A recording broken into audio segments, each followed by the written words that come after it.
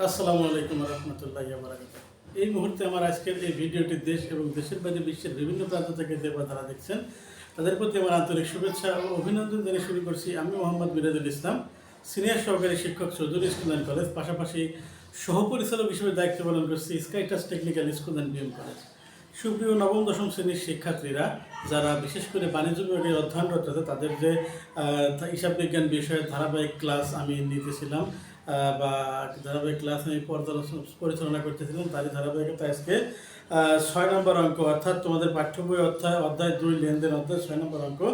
সাকিব আল হাসান 2017 সালের 1 জানুয়ারি তারিখে 15 লক্ষ টাকা এবং ব্যাংকে জমা 7,20,000 টাকা নিয়ে সাকিব আল হাসান নামে একটি রেস্টুরেন্ট চালু করেন। উক্ত মাসে তার রেস্টুরেন্টের সংগঠিত লেনদেন সমূহ নিম্নরূপ। আমি একটু পড়তেছি। 5 তারিখে বলছে গ্রাহকের সেবা প্রদান করা হয়েছে 75,000 টাকা, চেকের মাধ্যমে মাসিক ভাড়া প্রদান করছে 40,000 টাকা, এটা হচ্ছে 9 তারিখে। 11 তারিখে বিজ্ঞাপন বাবদ পরিশোধ করছে 12,000 টাকা। 21 তারিখে ধারে অফিস সাপ্লাইজ ক্রয় করা হলো 17,000 টাকা। জানুয়ারি 28 তারিখ গ্রাহককে ধারে 1,75,000 টাকা সেবা প্রদান। 28 তারিখে 30 তারিখে বলছে 28 তারিখে প্রদত্ত সেবার বিল চেকে প্রাপ্তি। 31 তারিখে বলছে অফিস সাপ্লাইজের মূল্য পরিশোধ করা হলো 10,000 টাকা। আমরা অঙ্কটা বুঝে গেছি। আমাদের ক নাম্বারে বলছে অফিস সাপ্লাইজের অপরিশোধিত মূল্য, মানে অপরিশোধিত মানে কি, আমি অফিস সাপ্লাইজ কিনছিলাম কত টাকা দিয়ে সেই টাকা এবং ওই টাকার কিছু টাকা ফেরত দিছি এবং বাদ বাকি কত টাকা দোকানদার আমার কাছে এখনও পাবে বা পাওনাদার আমার কাছে এখনও পাবে সেটা নির্ণয় করতে বলছে। তো আমরা চলে যাই সরাসরি অঙ্কে। আমরা যদি প্রথম যে পরিমাণ নির্ণয় করে সে অঙ্কের এই একই ছক, ঠিক আছে, তারিখ বিবরণ টাকা টাকা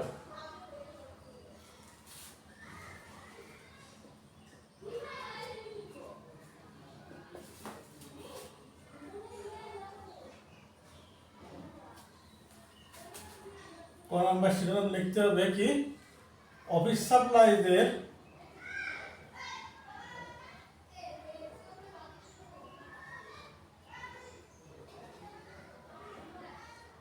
অপরিশোধিত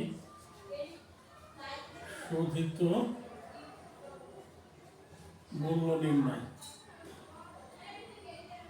ঠিক আছে, এখন আমরা দেখতে পাচ্ছি অফিস সাপ্লাই স্কিম ছিল কয় তারিখে, অফিস সাপ্লাই স্কিম হচ্ছে 21 তারিখে। তাহলে কি হবে 2017 জানু 21 ধারে অফিস সাপ্লাইজ কত টাকা, 17,000 টাকা। পরে বলছে কি 31 তারিখে বলছে ওই টাকা 10,000 টাকা মূল্য পরিশোধ করছে। তাহলে একটু আগে বিয়োগ অফিস সাপ্লাইজের মূল্য পরিশোধ কত টাকা, 10,000 টাকা। দোকানদার এখনো পাবে কত টাকা, 7,000 টাকা। এটাই হচ্ছে অঙ্ক। বোঝা গেছে? সহজ না? অবশ্যই একটা সহজ। ঠিক আছে, তাহলে আমি অঙ্কটা মুছে দিচ্ছি। হ্যাঁ, খ নম্বরে বলছে খুবই গুরুত্বপূর্ণ একটা বিষয়, খুবই গুরুত্বপূর্ণ বিষয়। এখানে বলছে ভাউচার নির্ণয় করতে বলছে। হ্যাঁ, 9 তারিখের ভিত্তিতে একটি ভাউচার নির্ণয় করো। 9 তারিখের ভিত্তিতে একটি ভাউচার নির্ণয় করো। ভাউচার কয় প্রকার রিমাইন্ড করো? ভাউচার 2 প্রকার, একটা আছে ডেবিট ভাউচার, একটা আছে ক্রেডিট ভাউচার। সবচেয়ে লক্ষণীয় বিষয় হচ্ছে এখানে ভাউচারের কোনো দেওয়া নাই আমি ডেবিট ভাউচার করবো না ক্রেডিট ভাউচার করবো। যারা আমার ওই ভাউচার ক্যাশ মেমো বা হিসাব বিজ্ঞানের যে প্রামাণ্য দলিলগুলো আছে, দলিলগুলোর ক্লাসটা একটু সুন্দর মতো করছো, তাদের জন্য খুব একটা সমস্যা হওয়ার কথা না। এখন আমাদের এখানে দেখে বুঝতে পারছো এটা ডেবিট ভাউচার নাকি ক্রেডিট ভাউচার। ঠিক আছে, আমরা জানি পণ্য ক্রয় এবং সকল ধরনের খরচের ক্ষেত্রে ডেবিট ভাউচার, পণ্য বিক্রয় এবং সকল ধরনের আয়ের ক্ষেত্রে ক্রেডিট ভাউচার। কথা কি ক্লিয়ার না ভেজাল আছে? কথা লাউড অ্যান্ড ক্লিয়ার হিসেবে বলতেছি। আমরা প্রথম দিনে বলছিলাম যে ভাউচার হচ্ছে দুইটা, একটা হচ্ছে ডেবিট ভাউচার, একটা হচ্ছে ক্রেডিট ভাউচার। আমাদের এখানে বলছে ভাউচার নির্ণয় করো, আমাদের বলে নাই যে কোন ভাউচার নির্ণয় করবো, ডেবিট ভাউচার নির্ণয় করবো না কি ভাউচার নির্ণয় করবো, আমাদের লেনদেন দেখে বুঝতে হবে। আমি বলেছিলাম পণ্য ক্রয় এবং সকল ধরনের খরচের ক্ষেত্রে ডেবিট ভাউচার, পণ্য বিক্রয় এবং সকল ধরনের আয়ের ক্ষেত্রে ক্রেডিট ভাউচার। আমরা দেখতে হবে কি 9 তারিখে কি আছে, মাসিক ভাড়া পরিশোধ করছে 40,000 টাকা। ভাড়া কি খরচ, যেহেতু পরিশোধ করছে খরচ, তার মানে এটা ডেবিট ভাউচার হবে। আমরা ভাউচারের ঘর কাটি, খ ডেবিট ভাউচার নির্ণয়।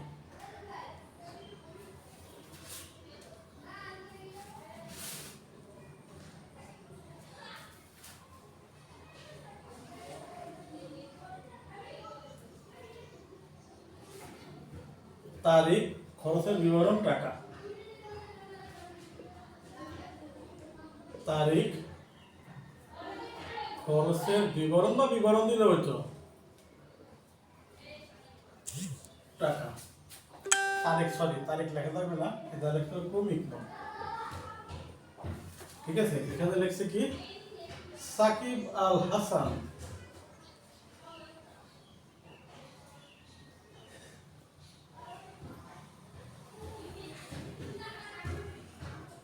হাসানের ডেবিট ভাউচার। এটা লিখতে হবে তারিখ, এখানে লিখতে হবে ভাউচার নাম,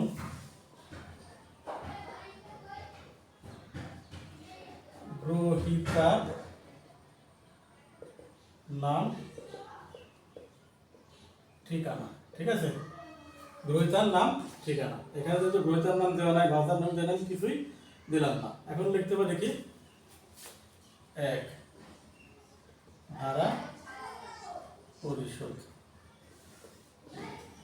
ভাড়া পরিশোধ, হ্যাঁ ভাড়া পরিশোধ কত টাকা, 40,000 টাকা। 40,000 টাকা। তারিখ কত, 9/1/2017। উপরের কাজ শেষ। এখন লিখতে হবে কি কথায়, 40,000 টাকা মাত্র। এখন আমি বলছিলাম বাজারে কয়টা সাক্ষ্য, 60টা। আগে যারা আমার ক্লাসটা লক্ষ্য করছো তাদের জন্য খুব একটা সব কঠিন হবে না। ক্যাশিয়ার, হিসাব রক্ষক, ব্যবস্থাপক, গ্রহীতা।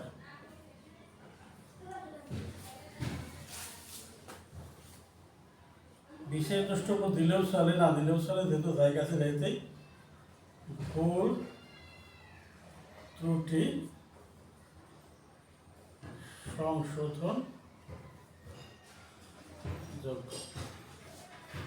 বুঝতে পারছি? সর্বপ্রথম এই অঙ্কের সবচেয়ে গুরুত্বপূর্ণ নোটিশ হচ্ছে যে এই অঙ্কে অ্যাকচুয়ালি দেওয়া নাই কোন ভাউচার করতে হবে। যেহেতু আমরা দেখলাম পণ্য ক্রয় এবং সকল ধরনের ক্ষেত্রে খরচের ক্ষেত্রে ডেবিট ভাউচার, যেহেতু ভাড়া দিছে সেহেতু এটা খরচ, এই জন্য আমরা ডেবিট ভাউচার করছি। বিষয়টা লাউড অ্যান্ড ক্লিয়ার। যদি না বুঝে থাকো তাহলে অবশ্যই আমাকে কমেন্ট বক্সে জানাই দেবো, স্যার আমি বুঝিনি, আমার একটু ভালো করে বুঝাই দেন, আমি ইনশাল্লাহ বুঝাই দেবো।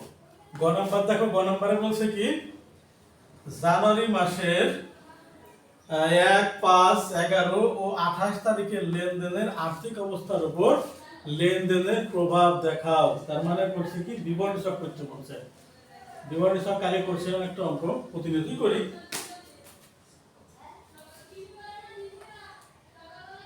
অঙ্কটা আছে 6 নম্বর। ঠিক আছে, ছকের নাম বিবরণী ছক। তারিখ, মন্তব্য, ই যোগ দায় সমান সমান।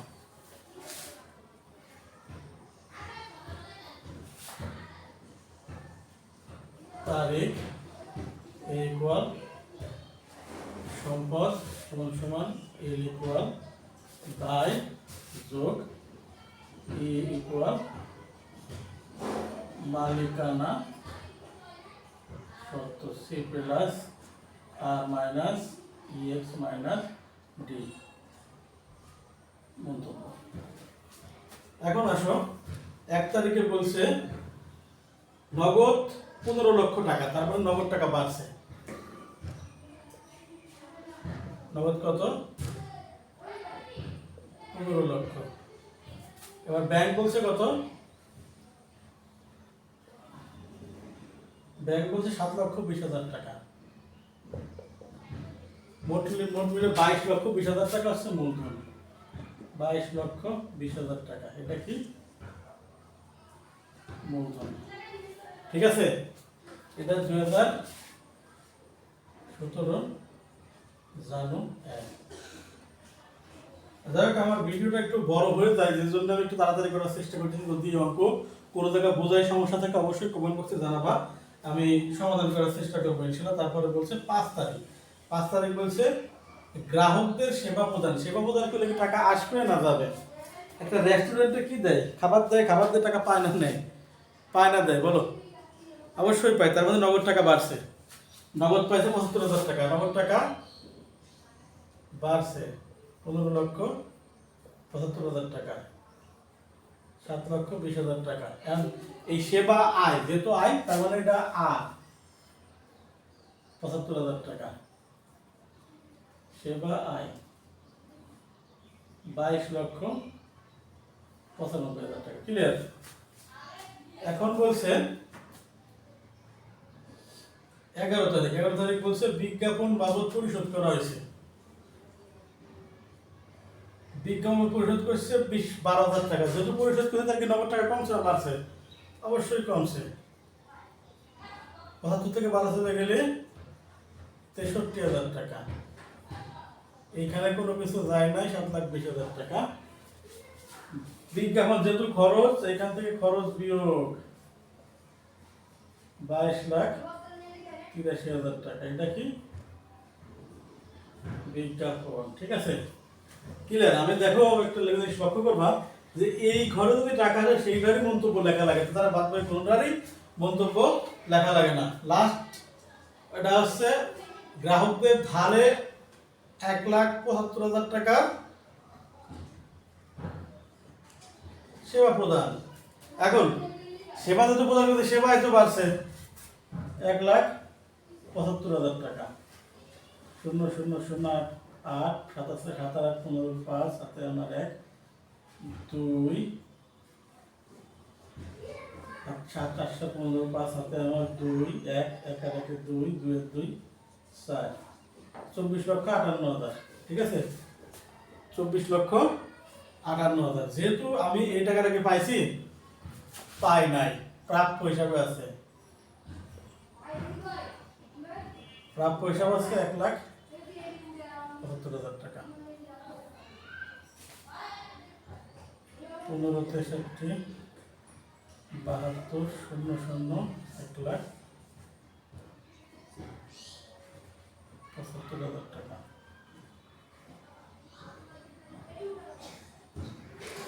অঙ্ক শেষ। যেহেতু দেখো চা গেল না, কিছু দেওয়া লাগবে না, সেহেতু অঙ্ক শেষ। ঠিক আছে, এখন দেখা গেছে কত? 24,58,000 টাকা। এখন দেখতে হবে তো, যে জায়গা 24,58,000 টাকা, তাহলে অঙ্ক হয়েছে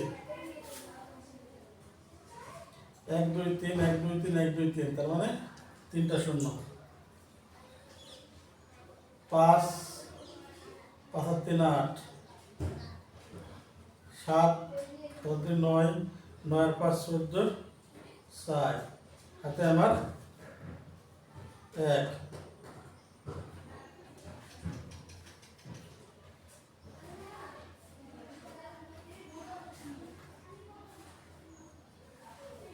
সরি, যোগ কি বলে নাকি? 7 আর 2 9 9 আর 4 15 5 হাতে আমার 1 2 2 আর 7 9 9 আর 5 14 4 হাতে আমার 1 1 আর 1 2 24,58,000। দুই পাশে অঙ্ক মিলে গেছে। ঠিক আছে, এখন এখানে দেখতে হবে গ। হিসাব শুরু করার পর দেখানো হলো।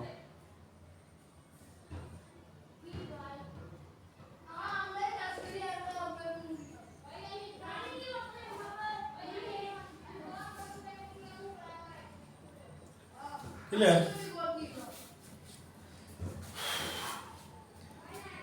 সুপ্রিয় শিক্ষার্থী, আমি যে অঙ্কটা করলাম অঙ্কটা অত্যন্ত সহজের সাথে বোঝানোর চেষ্টা করেছি।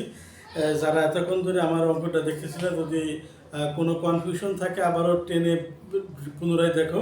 আর যদি একেবারে না বোঝার কোনো বিষয় থাকে তাহলে অবশ্যই কমেন্ট বক্সে জানাবা। সুপ্রিয় শিক্ষার্থী, আজকের অঙ্কটা কেমন লাগলো সে বিষয়টা আমাকে জানাবা। যদি ভালো লাগে তাহলে অবশ্যই বন্ধুদের মধ্যে শেয়ার করবা এবং অন্যান্যদের দেখার মতো সুযোগ করে দেবা। সুপ্রিয় শিক্ষার্থী, আজকের মতো আমি এখানে শেষ করতে, সবাই ভালো থাকবে, সুস্থতা কামনা করছি। খোদা হাফেজ।